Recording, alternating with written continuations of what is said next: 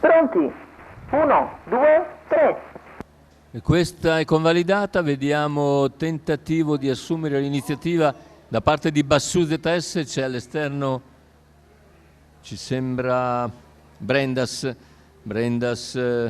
si accoda poi in seconda posizione perché Bassù ZS decide di correre in testa. Fabrizio Martinelli dunque leader dopo i primi 200 di gara.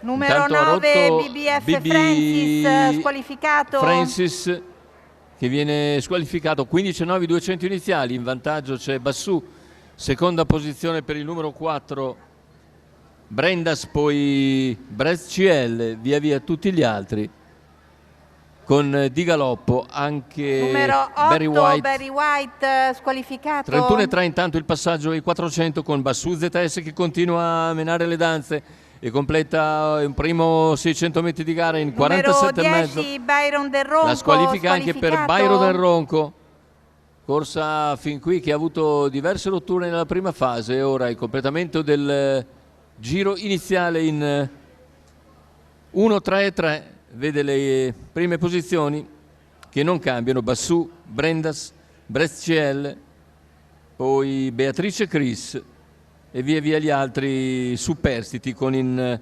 sesta posizione Bolivar Rock che è l'unico rimasto dei due penalizzati dopo la squalifica di Byron Del Ronco. Chilometro iniziale 1:19,3 davanti alle tribune, continua a guidare Bassù ZS. Bella Maxan squalificato. La squalifica anche per Bella Maysan, sono rimasti in 6 quindi dai 10 cavalli iniziali, le posizioni non cambiano fin dal via.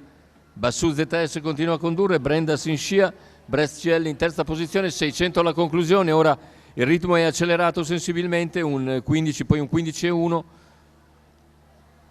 e vediamo Bassù ZS che non si lascia avvicinare per il momento quando siamo a 450 dal palo, ma ora c'è Brendas che si riaccosta sulla curva conclusiva, attacca con estrema decisione Brendas e supera Bassù ZS che è in difficoltà. Uno, Beatrice Chris squalificato. Sbaglia Beatrice Chris, avanza all'esterno anche Brest CL, siamo addirittura d'arrivo con Brendas nettamente in vantaggio. Brendas deve soltanto completare il proprio percorso per vincere questa terza corsa dal Savio di Cesena. Secondo posto per il numero 7 Brest CL, al terzo il numero 11 Bolivar Rock. Il segno di Ciro Ciccarelli con Brendas che va a segno dopo aver seguito per 3/4 di gara Bassù ZS. Ha spostato con decisione sull'ultima curva e ha vinto come ha voluto. Successo netto sul traguardo. Era a 8 a quota fissa, 6,43 la quota al totalizzatore per Brendas Ciro Ciccarelli.